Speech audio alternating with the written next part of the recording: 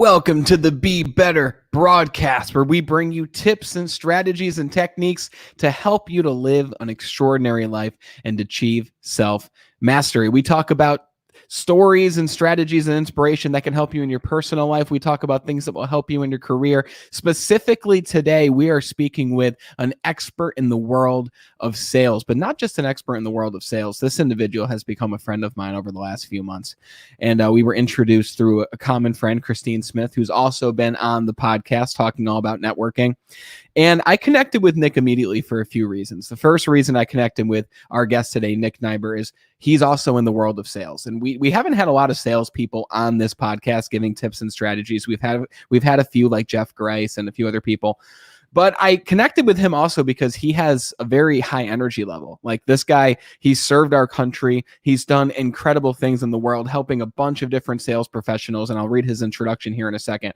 But I connected with him because he's got such a positive outlook on life. This guy, just by having a conversation with him, you can genuinely tell that he wants to help people to succeed. And he doesn't just want to do that. He is doing that. He's in the trenches. He's got his company, Empower 8, where he hosts masterminds and he works with salespeople, whether they're entrepreneurs, salespeople, and companies, whatever it may be.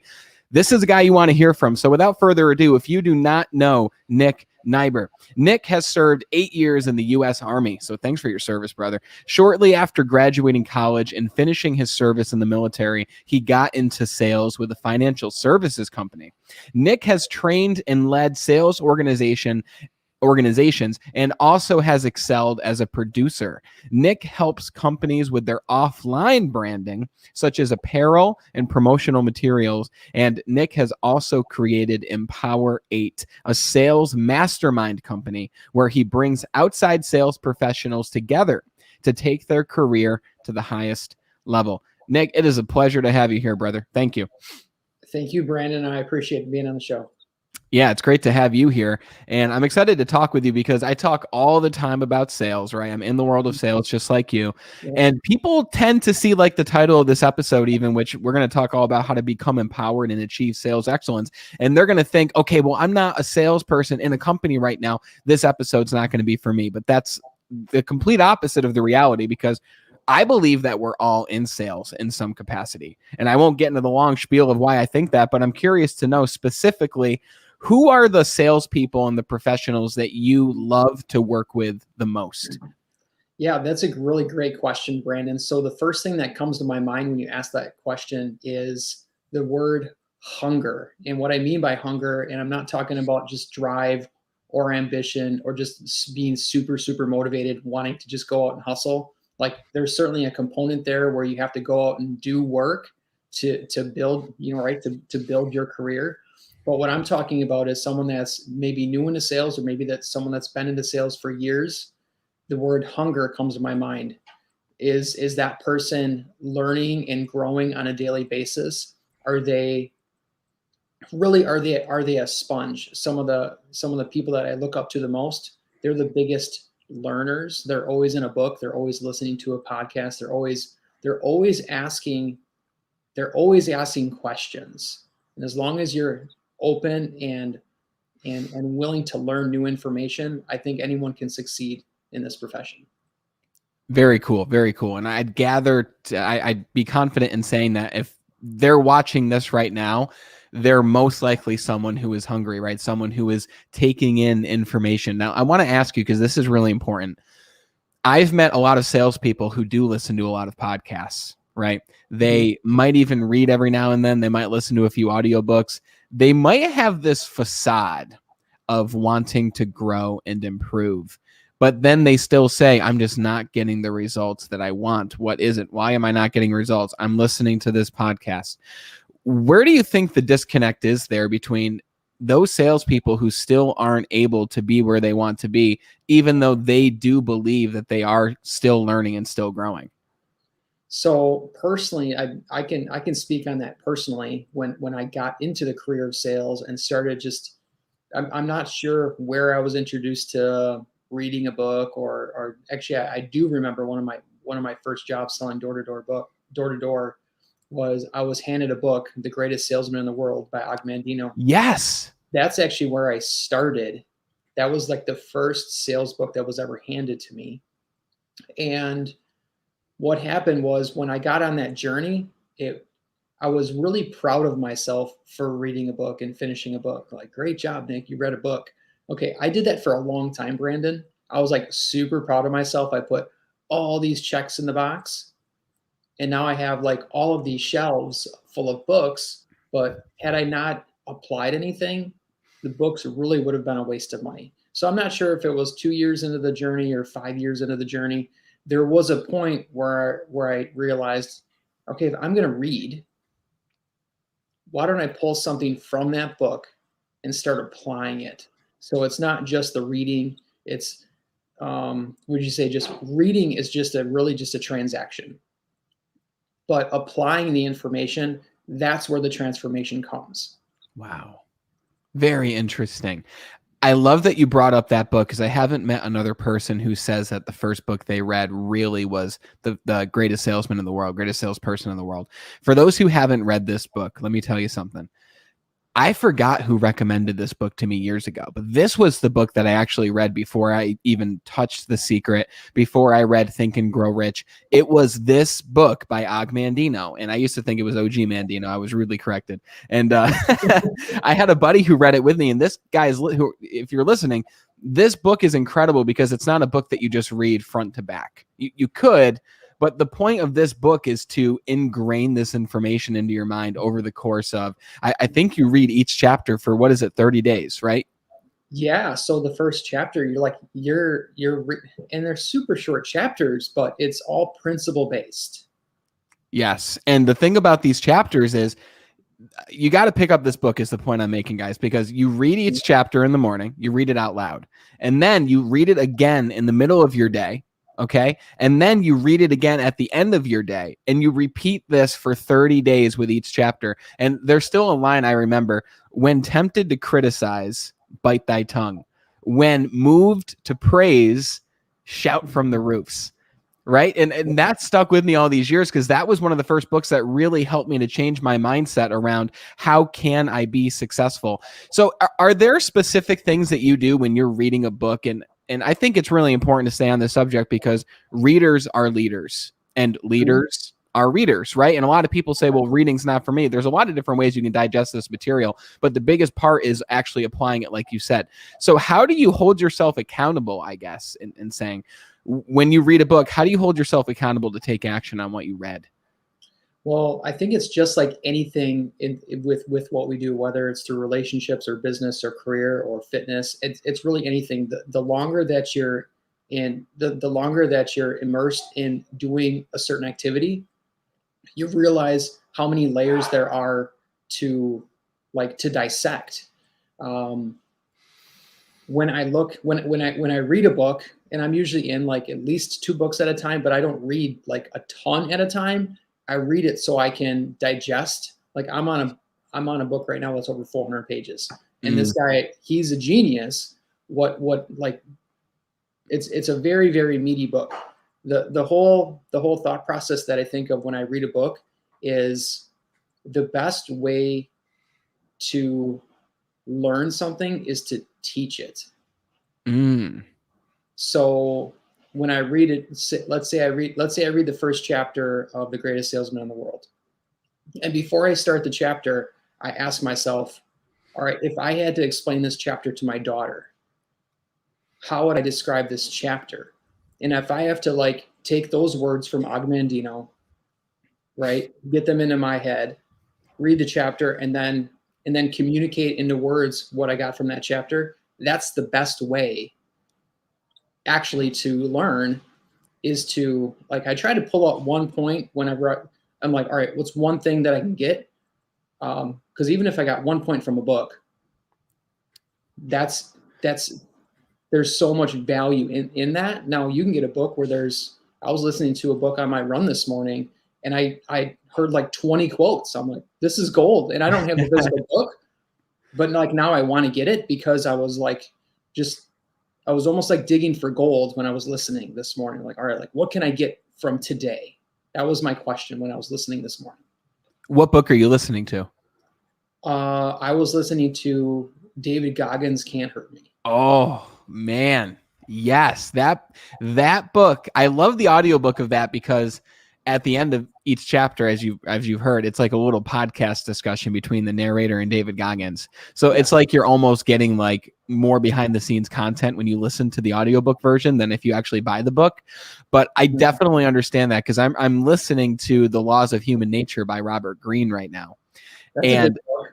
I'm on like chapter 2. It's like a 30-hour book when you're listening to it. So Mhm. I'm listening though, and the thing about audiobooks is you really aren't able to, like, I couldn't tell you as much about a chapter as if I actually read the chapter when I Mhm. listened to it. But like you said, I'm hearing so many awesome things, and I'm like, I need to pick up this book because I want to go deeper into the book. I like what you said about if you want to learn something deeper, teach it. And I think that that's super important in sales, especially because if you take a look at what sales really is, sales and leadership is influence. It's your ability to grab attention. It's your ability to hook somebody, to have somebody giving you their focus so that you can send them a message of some sort and really help ingrain that message into their mind, to help them, right? To give them a product or a service or whatever it might be.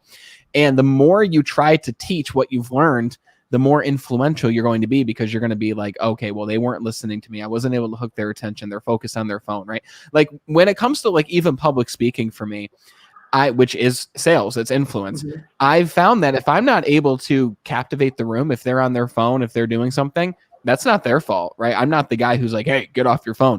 Like for me, it's like, what am I doing wrong in order not to captivate these people's attention? Right. We talked about sales a lot. I found that a lot of people have different definitions for sales. What do you think of when you think of the definition of sales? What is that for you? I'm curious. Uh, we encounter problems every single day. Like you personally, Brandon, you encounter problems, and I encounter problems every single day. And the best way to overcome that is some kind of solution. Now, every single person and every single business and every corporation needs different solutions to move themselves forward. A business might want to just increase their revenue. A business might need to get more attention online. For you, right, doing sales training, that the problem that you solve are companies that have a struggling sales force, or they're just plateaued. The problem is they're not where they want to be, right, from point A to point B. So sales is really taking someone or some company or individual from point A, which is their current reality, to point B, and everyone knows they want to get there, but they don't always know how to get there. So Mm, I mean, it could be something as simple as um, your car's breaking down and it's not operating how it's supposed to. Well, someone's going to help you with that issue. A mechanic, right? They're in sales. They're trying to like create a solution, and like generally speaking, there's always a problem, and the bigger problem that we solve, the more impact and the more people that we can help. well said, brother. Well said. I've met a lot of people I was a new hire sales trainer at some point. So I helped guide people through their first 3 months with this company. And we didn't lose a lot of people, but the people we did lose, a lot of them said, well, sales just isn't for me.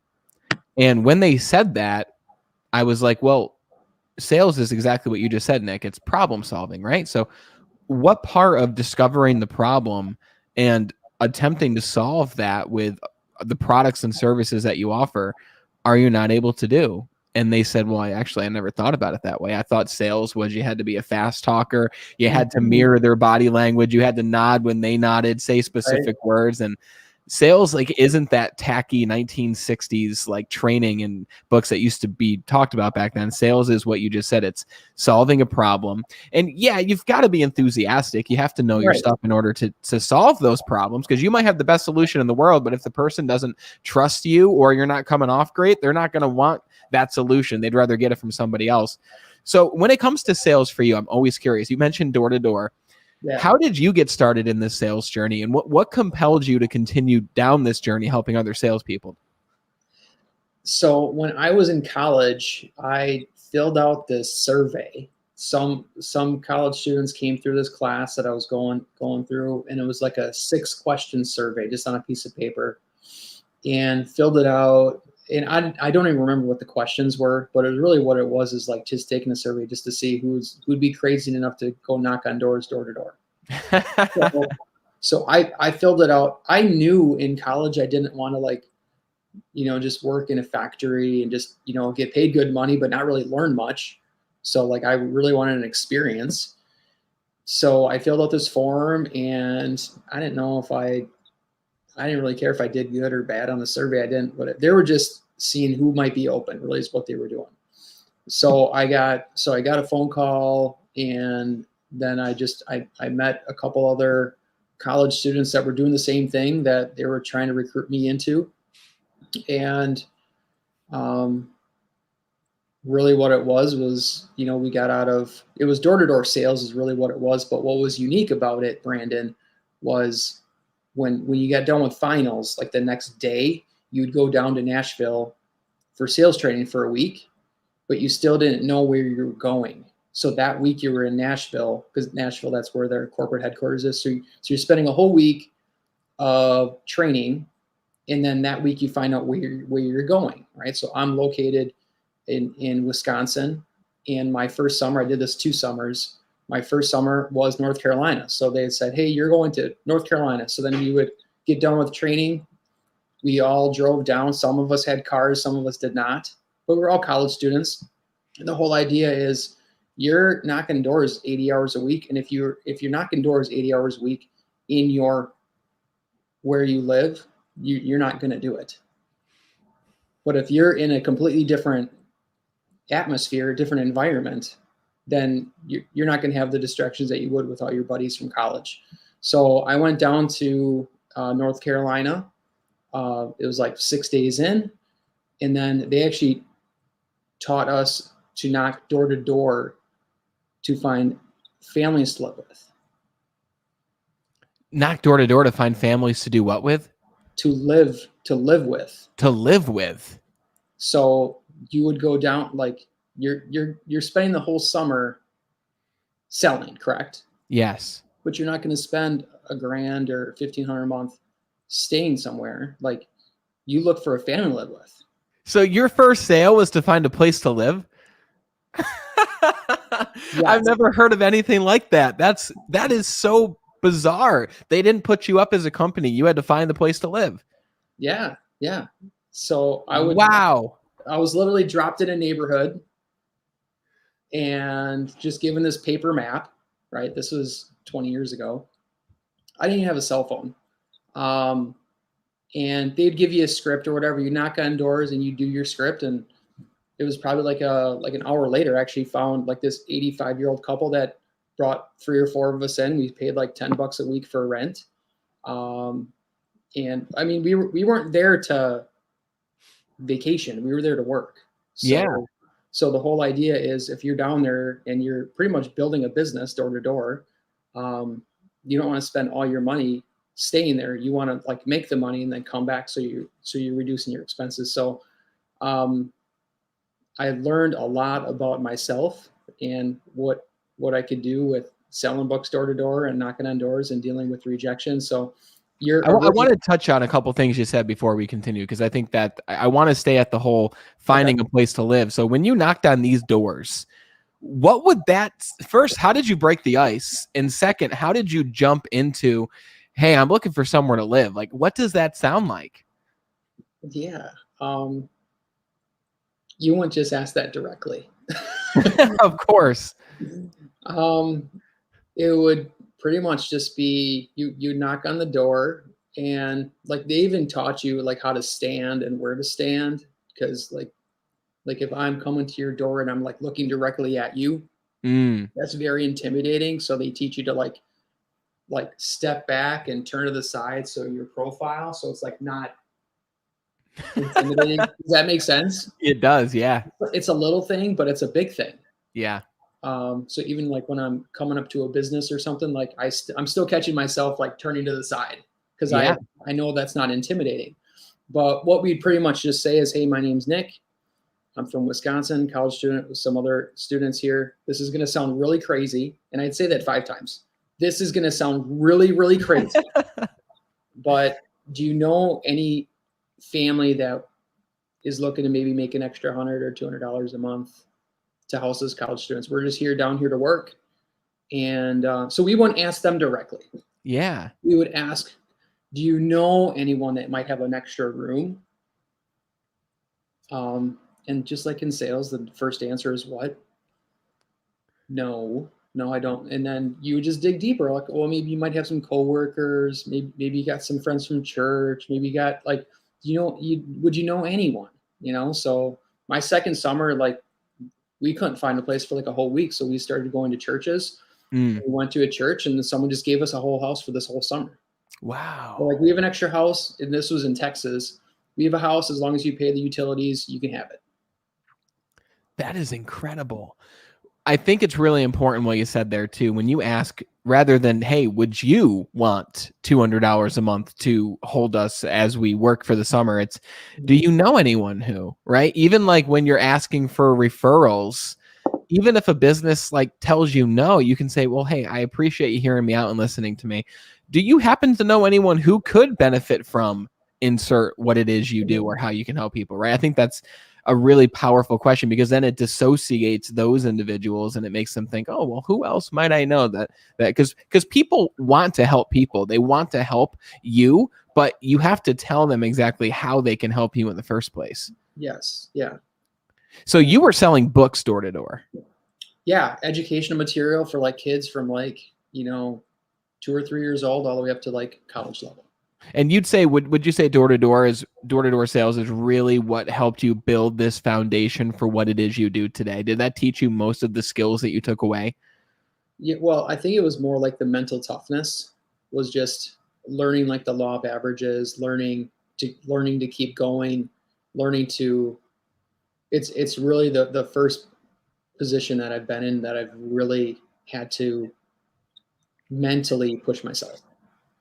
So for those listening who I've seen this whole video on the law of averages, but let's talk about that, about the numbers game. So I'm working with someone in particular who he's actually doing really well for himself. Like he's winning awards left and right. He's closing deals. He's hard on himself. And I'm going to tell him to watch this episode because I tell him this all the time. And he gets disappointed when people tell him no and when people don't want what he has. And it's almost like he takes it personally in a way. What advice would you have for salespeople who take it personally when they're told no and a deal that they thought might have happened actually falls through? What would you say to that person? Well, I mean, there's a ton of books, and you've all read them too, Brandon, is whenever someone says no, don't take it personally. Don't be offended. Like, how many books have you read that have said that? It's easier said than done, though. It's easier said than done. Like when you're in that position, you can help them. Like, that you can help them and they say no. Yeah. Like it doesn't feel, it feels like an attack. Like what word am I not communicating to you that this can help you? Because there's obviously some kind of disconnect from them to me. So what I would say to that person is every single interaction that you have that happens from there, there's a really big learning lesson, because you can unpack every single no and dig deep into the layers to find out like what can you do better next time. Because if there was something that wasn't communicated, then we need to find out what was not communicated. Now, you're not going to sell every single time. So when someone's like new, I guess it probably really depends in terms of like the industry. Because I know some salespeople, like they don't really do many calls because they've just been in the industry long. They got like a really great, like their industry knowledge is really good. They got a really good referral base. But there's some roles where like you gotta hammer the phones. Like you gotta be on LinkedIn and the DM. Like you gotta like always be pounding. Mm-hmm. And I'd like to say, in some roles that eventually goes away. But if someone's in a role and that's just the requirement, well, build that hustle muscle. And if you can do it long enough, then it's really not work. Because that would just be what, a bullet point. a job requirement. Like if that's just how it is, that's just how it is. I'm not sure if that really answered the question at all. No, I think it absolutely did. And I like what you said. And I think that could be a book title, by the way. So you might want to write that down and take that. But Unpack the No. Super powerful, man. And one thing that is ingrained in that is the idea of, what Jocko Willink says, extreme ownership. When someone tells you no, it's really easy to be like, oh, I can't believe they said that. This makes a lot of sense for them. They didn't give me the time of day to go in there. They kicked me out. They didn't want me to talk to their people, their employees, whatever kind of sales you're in. But how much does it change things when you're able to say, hey, this company said no to me. This customer said no to me. Even this girl at this party I was at said no to me. How much different is it to step back and say, hey, well, what could I have done different in this situation to get a different response? Right? Because everything we do gets a response. So what could you do different next time to get a different response? And it's important that you do take ownership of that action, because if you don't take ownership of it, you're never going to be able to sit back and look at that in a different way. Yeah, and if you are in, playing the blame game and like not trying to take that responsibility, you're giving all the power away. As soon as you say it was this, it was the territory, it was, you name it. If it's an external, if there's some kind of external thing that you can't control, as soon as you give that power, you've lost all control of that whole transaction. Yeah. And you can't change anything because you've given it up. And that's like it's a really sad place to be. Yeah. So just taking that responsibility and saying, no, I didn't do well and I can do better. Yeah, it makes it really hard to continue to like sales isn't the easiest role and position to be in the first place. You have to be able to grow and hear no and be rejected and continue to push on from there. And if you don't approach it with that idea of extreme ownership, and if you don't approach it with what lesson can I take away from this situation, then it's going to be really hard for you. Even in the mastermind I joined with you, you were asking the two individuals, you're like, well, what lesson do you have from this week, right? And if there's no lesson, then okay, well, what didn't go well for you this week? What could you have done differently? That in itself is a lesson, right? And I want to dive more into your journey, because you sold door to door, you found like a place to live door to door, so you could sell door to door. I think that's fascinating, by the way. I know it's not to you, but to somebody who hasn't done that, it's like, that's respectable as hell, man. So how do you go from selling books door to door to then opening your own business with what it is you do with offline branding and all those things, as well as your mastermind? Like, where did that come into play? How did that happen? So I've worked in a couple different industries. A good chunk was in the financial services industry, like in the banking industry, and then last several years with outside sales in more, I would say like generally speaking, like in the marketing area for small business owners. So I've worked with a number of different managers. Like you've had bosses in the past, Brandon, like you've had people that you've reported to in the past. And when I look back at the last 10 or 15 years, I can think of like one that was really, really good, really good. And I talked to him. I still talk to him every single week. He made a really large impact on me.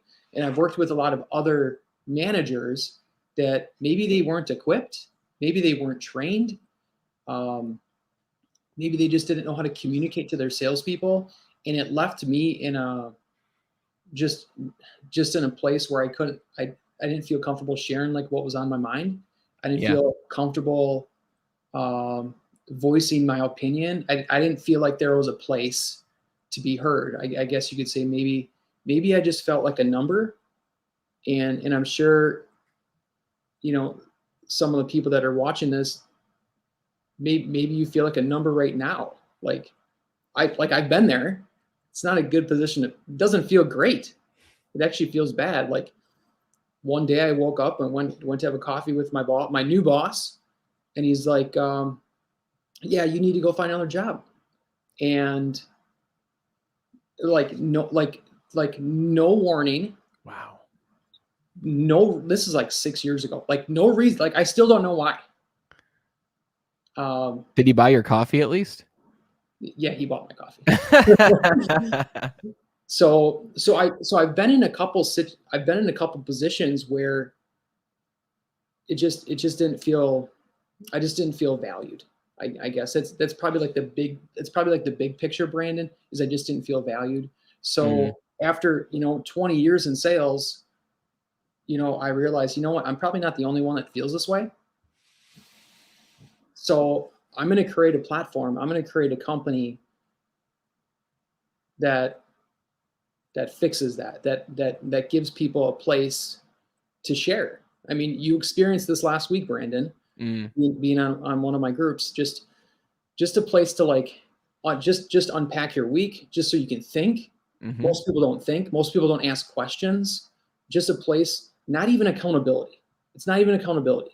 It's just a platform. It's just a place for people to share their thoughts so they can get it out. I feel like a lot, especially salespeople, I feel like the answers are already in there, Brandon. They already have the answers. They just need to like communicate what's going on in their head for them to like work through whatever they're experiencing. And a lot of people don't have that space. I'm creating that space with these masterminds. Wow. I love that. Okay. So first of all, kudos to you on the journey that you've been through. I commend you for identifying this problem and not just identifying it and saying, oh, I wish someone would create something that could fix this, but you actually went through with creating it yourself. And now I saw your post recently. You've had how many? Over 50 to 60 people go through your masterminds at this point. Is that correct? Yeah. Just this year in 2021, over 50 people have gone through the mastermind groups.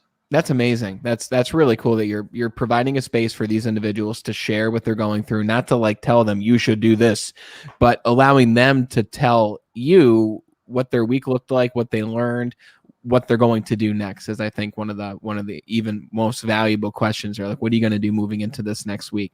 So I mean, you've heard the quote, man, like you are the 3 to 5 people that you spend the most time around, right? Yeah. And if you're able to get yourself around more people who are doing what it is you're doing and hopefully at a higher level than you so that you can continue to grow and learn, then that's a beautiful thing. So let me ask you this, Nick. You must hear the same things all the time, right? When it comes to frustrations that people are working through, all these things, whether it's in your mastermind or one-on-one or whatever it might be. What are the most common frustrations you're hearing from salespeople and professionals in general in recent times? Like, what are you hearing most from people? I would say maybe like the most recent one is just getting into action with, I'll say like with prospecting, is just being able to, and I'm not sure how much this has changed in the last year or two with everything that's going on in the world. I think more salespeople have been given the opportunity to work from home more, where there was a time when like that's all some certain salespeople did, is they always worked from home. And now I don't know what the percent, maybe 50% of the salespeople used to work from home, now like 95. So what that means is more salespeople probably feel on more of an island maybe than they did before. When you're like, for example, like if you're in outside sales, you're working from home, like you're on an island. Like that's, you're not going to have 5 or 10 people to like interact with every day. The people you're interacting with are the people that you're calling. So the first probably is just like the prospecting piece, just getting into getting into action. And then another thing I think would probably be like organization. Organization. Just getting organized with how people approach their day. Like I typically spend at least an hour every Sunday preparing my upcoming week. Like I close my door in my office and I look at my calendar and I fill out my week. I create the things that have to happen. So on Wednesday morning, I know exactly where I need to be. Friday morning, I know exactly where I need to be. There are so many ring, dings, and blings with this device right here, that it's easy to get pulled into 25 different directions. It's 3:00 on a Monday. Like, well, I felt busy, but did I really do anything today? Like, most people don't really have that organization that they need to, to be effective with their time. And most people don't have that community. Like you said, they're working from home. They want to talk to somebody about what they're going through. They want to talk to somebody about their day, but they come home and even their partner, like, quite honestly, their partner doesn't really want to hear about it. Right. Because it's like, well, they might say, oh, I'm sorry you had that kind of day. Let's look forward. But they don't understand what it is you do. Right. And not fully, maybe they do, but they still won't be able to empathize because they've got their own life, their own worries. One of the biggest things that really helped me to transform the progress that I was able to make was finding a coach, Nick. And I got a coach earlier this year. I was the coach. So I was like, why do I need a coach? Right. And it sounds really weird to say that because it's like, well, how can I expect others to want to work with me if I'm not working with a coach myself? And I've spent over $1,000 every single month on coaches and groups to be in and all these different things because I value my own progress. And I was having a conversation with someone yesterday who was like, oh my God, like I told him about a program we're launching and I told him how much it was. And he's like, oh my God, I can't believe it's that much money. And it's like, well, what are you losing if you don't pay that? Right? What's going to happen if you don't do this? You're going to stay exactly where you are. You're going to stay exactly where you've been the last 6 months. Right. So in order to really invest in something like what you do, Nick, and things that I do with programs and coaching and whatever it might be, is you have to believe in yourself that when you invest this money, someone's not going to come change you. But the act of actually paying and investing, you're betting on yourself. Right. And you're lighting a fire under your own ass to actually take action and do things. I think just paying you money to be in a group and being in a mastermind helps you by itself because now you're like, okay, I'm in this thing. I'm investing. Like it makes you like want to have things to talk about in the next week's session, which then gets you to take action as a result. Yes. And is that what you found? And I hired my first coach probably 5 years ago, and you will do so much more for yourself. You will do things that you normally wouldn't do when you have skin in the game. I compare it to like a fitness instructor. You can go to a gym and pay $10 a month. Yeah. That's the cost of a fast food meal. Now, let's say you're going to spend $250 a month or $350 a month on a personal trainer. You ain't missing that class.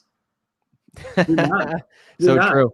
You're making it. You're showing up because you're investing money.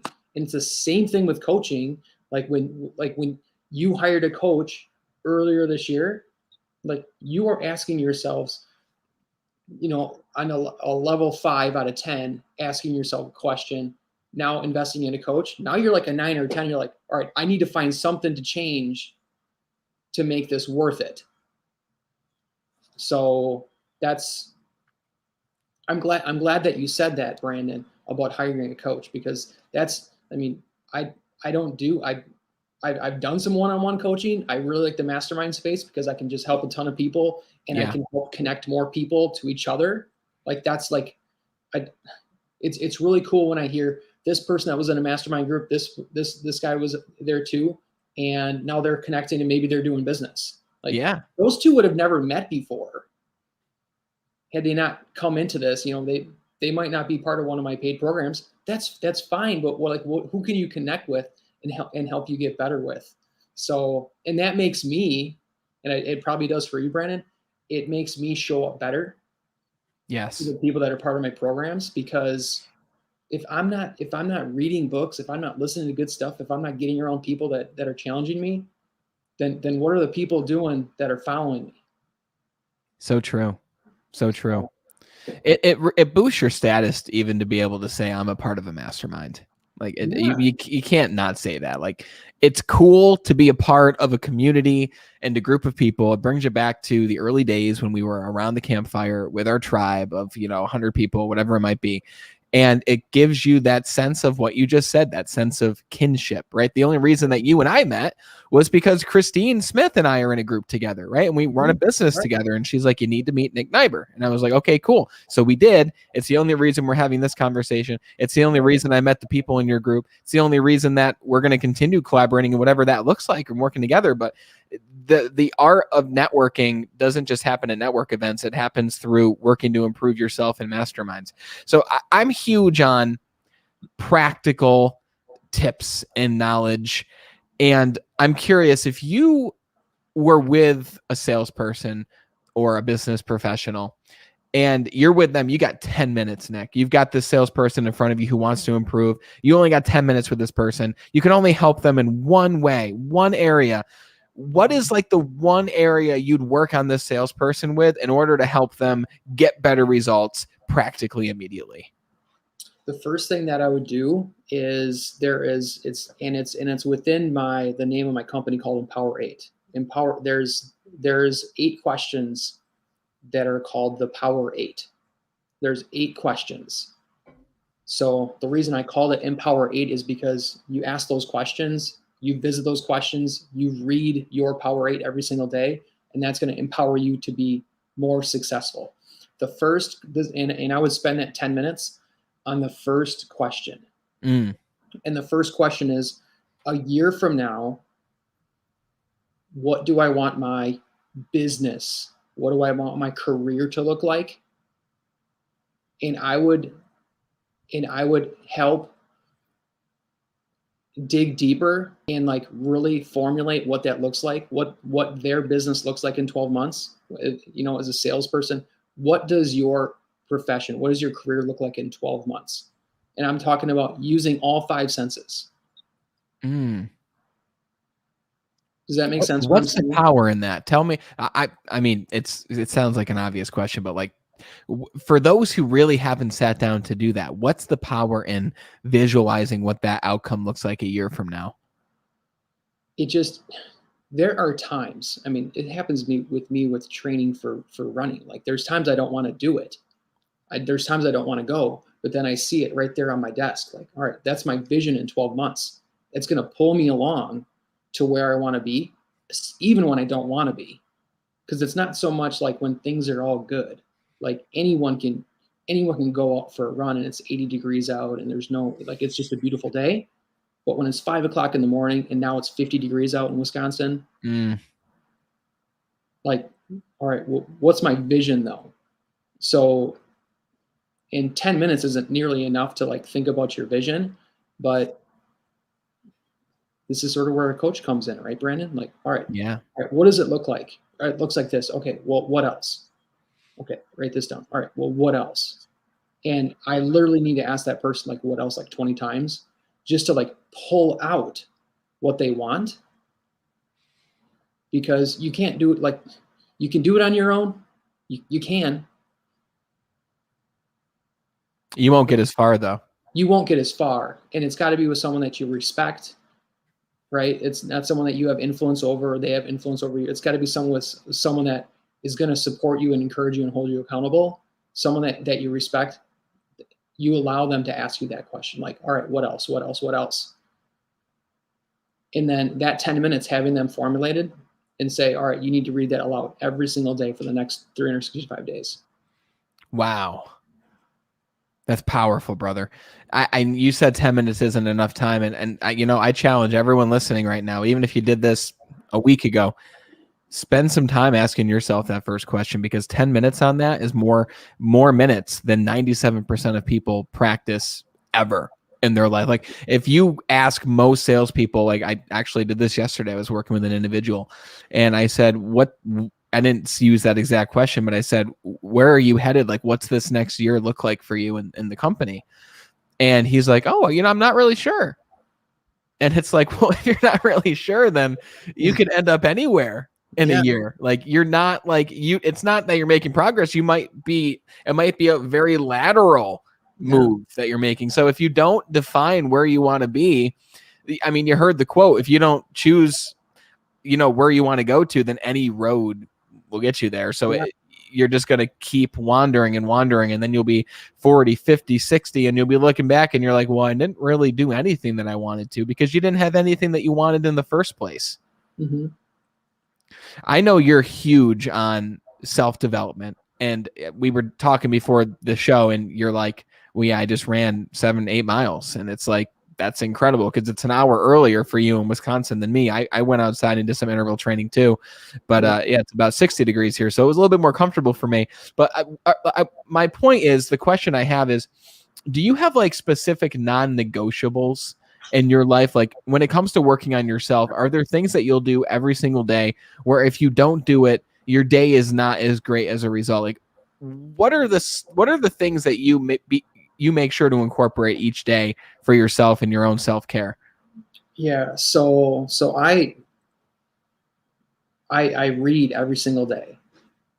I journal every single day.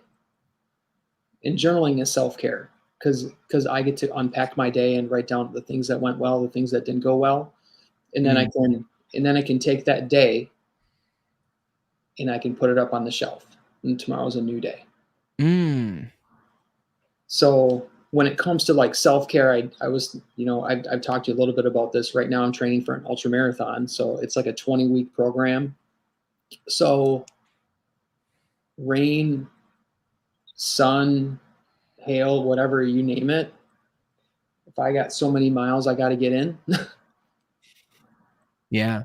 I'm doing it. And by the way, for those who aren't familiar with an ultra marathon, what is an ultra marathon? Okay, so in the definition of an ultra marathon is anything longer than a marathon, which is 26.2 miles. So Okay. in September, so next month, I'm going to be doing a 50-mile foot race. Hell yeah, man. So so the non-negotiable in it, not just for me, but like for my kids, like our kids need to see us struggle and push through, because they think parents don't have issues. Like, no, we have bad days too.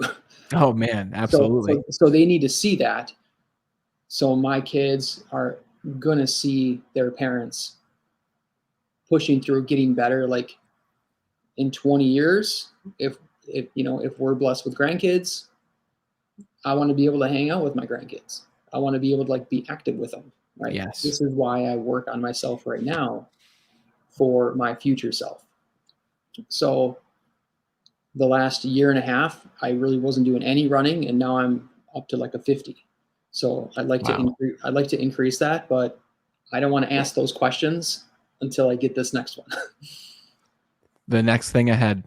Yeah. Absolutely. I like that. The thing I noticed about you, and one of the common themes of this conversation, has been you're always thinking ahead. You're thinking of what's next. You're thinking of what your life's going to look like in a year. There's people who live in the now, right? And living in the now is great because you get to experience what's happening. But if you live too much in the now, you're not ever looking forward at what could come. So you're always just kind of zen, right? You're always just kind of peaceful. But if you're always living in the past, then you're always just reliving things that have already happened, which puts it into perpetual motion to keep happening over and over and over again. But if you're only ever just living in the future, then you're never appreciating the now. But from everything you're doing, you're living in the now. You're learning from the mistakes that you've made in the past so that you can learn from those lessons, and you're focused on the future. So it's, you dip your toes into the pool that needs the most attention at that specific time. Mm-hmm. And that's one of the things I took away from this. And the other thing I take away from this, and from you especially, is if you want to improve in sales, improve yourself, right? Yes. Have a vision for yourself, have a vision for your business, take care of your physical body, journal to take care of your mindset, or whatever you must do in order to bring yourself to that level. It might be meditation, it might be reading, it might be sitting in silence, it might be going on a run, a bike ride, whatever it might be. Yep. But self-care is going to help explode your business itself. So I want to talk about your masterminds. I want to ask you first, who it's for, because there's people listening who are going to want to join in. And I also want to ask where they can find more information on the mastermind. So first, who's it for, and where can we find more information on it? Yes. So the mastermind groups are for anyone and everyone that are in sales, anyone that's hungry and willing and open to grow and meet other salespeople. So if you're in sales or you know someone that is in sales and they're just maybe they're feeling like they're on an island, maybe they feel like they're not getting the support, maybe they feel like they're not getting the training that they need, maybe they just don't feel like they're part of a community. This is a great way just to get perspective from other people that are doing the same thing that you do, probably not in the same industry, but that's actually one of the biggest benefits, because if I got someone that's in pharmaceutical sales and real estate lending, that pharmaceutical salesperson is going to hear from that lender. And that lender is going to ask a question that pharmaceutical salesperson never even thought of asking. When you think of like Uber and Airbnb, those industries weren't created from people in the industry. They were created from people outside of the transportation industry. It was a different perspective. That's what the mastermind does, is it creates a new perspective. So the people that I'm looking for are anyone and everyone that's in sales, but they, it's not just a networking group. It's also a community where people can voice what's going on. And I like to use the term, I use it often, is iron sharpens iron. You've heard that before. You've heard that before, Brandon. So iron sharpens iron. And every week people get something out of these calls. Hell yeah, they do. I was in one last week, brother, and it was an excellent call. Just the advice that you gave along with what they were saying too. And it put some pep in their step for the week ahead. Mm-hmm. Is it true that someone can join a mastermind of yours as a guest for no cost to them one time? Is that true? Yes. So I'm not going to be doing one here in September, but early next month. What I do is I'll host a 30-day mastermind where you can come and check it out. I would say it's really similar to like the sales coaching, Brandon, or hiring a personal coach. There's a lot of people that they've heard of hiring a sales coach, but then they have like a perception like, well, it's probably going to be like $5,000 a month or something like that. And there are sales coaches that charge that. Yeah. Right. Like I have a coach right now, and I spend pretty close to what you're investing right now, Brandon. Like, yes, like there is that. So where I'm bridging the gap is from someone that's never hired a sales coach. Maybe they're not ready to drop $1,000, $2,000, $3,000 on a coach. All right, well, meet us in the middle and invest in yourself somehow. And then when you're ready and you want that personal one-on-one coaching, Brandon's your guy. It just brings you to the next level. Yeah, it brings you to the next level. So this is sort of like the masterminds themselves are like that, almost that bridge from no coach to, hiring a one-on-one coach. Absolutely. Your website, is it empower-8.com? Correct. Yep. Okay. Mm-hmm. Empower-8.com. I'm going to put links in the description or the comments of this so you guys can go check out Nick's website for his company, Empower-8, and to learn more about the masterminds, guys, because if you're not in one now, this is the perfect opportunity for you. You're hearing it right now for a reason at this point in your life, and it's time to go check it out and really invest in you to bring you to the next level. Nick, where's the best place that we can follow and keep in touch with you personally on social media? I am most active on LinkedIn. So you find me on LinkedIn. You can see my name right on the screen, Nick Nighbor. Just search Nick Nighbor on LinkedIn and go ahead and connect. And my goal is any new connection, if I can get a personal conversation with someone, like that's where Brandon and I met. Like we were connected, but we didn't get to know each other until we connected. So you can have 10,000 connections on LinkedIn, but if you don't connect with anyone, it's like a stack of books you've never read. Like, wow, dig in and learn.